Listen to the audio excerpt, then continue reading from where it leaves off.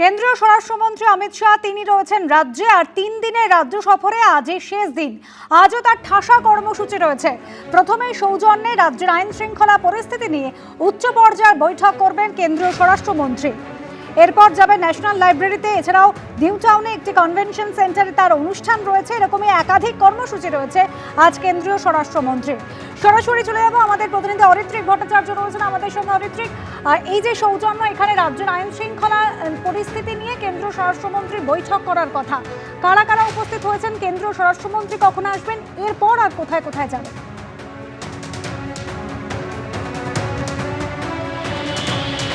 দেখুন, গতকালকে এই সৌজন্যতেই কেন্দ্রীয় স্বরাষ্ট্রমন্ত্রী অমিত শাহ রাত্রিবাস করেছেন এবং সকাল 11টার পর থেকেই কিন্তু সেই উচ্চ পর্যায়ের বৈঠক শুরু হয়ে গিয়েছে।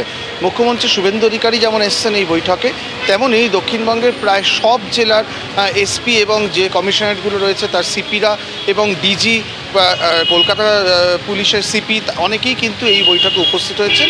উচ্চপদস্থ পুলিশ কর্তাদের সামনে এই বৈঠক, এই আমার পেছনে এই সৌজন্য, এখানে কিন্তু 11টা থেকে বৈঠক চলছে।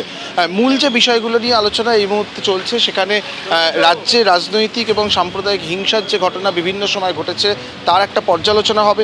সিবিআই তদন্তের ক্ষেত্রে কোন কোন মামলায় নতুন করে আলোচনার প্রয়োজন রয়েছে, কোন মামলা আটকে রয়েছে, কোনো মামলার ফাইল রিওপেন করার প্রয়োজন কিনা সেটা নিয়ে আলোচনা চলছে। মাওবাদী এবং নকশাল এলাকায় নজরদারি বাড়ানো সেই বিষয়ে কথা চলছে।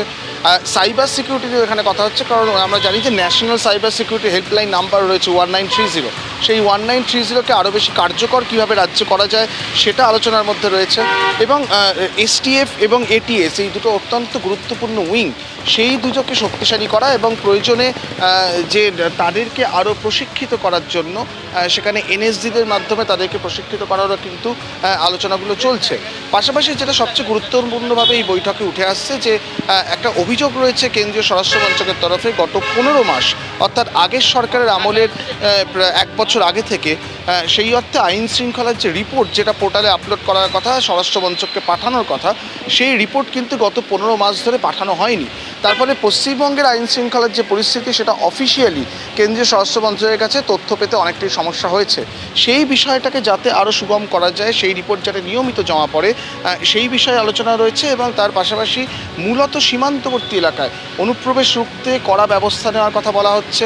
বিএসএফের সঙ্গে রাজ্য পুলিশের সমন্বয় বাড়ানোর কথা বলা হবে এই বৈঠকে, সেই বিষয়ে আলোচনা রয়েছে। এমনকি সীমান্ত এলাকায় যে জেলাগুলো রয়েছে, সেই জেলার যারা এসপিরা রয়েছেন, সেই এসপিদেরকে ইতিমধ্যেই একটা রিপোর্ট তৈরি করতে দেওয়া হয়েছিল গত কয়েক মাসের পর্যালোচনা নিয়ে। সেই পর্যালোচনার রিপোর্ট কিন্তু তারা ডিজির কাছে পাঠিয়েছেন এবং ডিজি আজকে সেই রিপোর্ট পেশ করছেন অমিত শাহের কাছে। এই বিষয়গুলো রয়েছে। তুমি দেখতেই পাচ্ছ যে মূল যে মিটিং, সেই মিটিং কিন্তু শেষের দিকে। কয়েকজন পুলিশ আধিকারিক ইতিমধ্যেই বেরোতে শুরু করেছেন।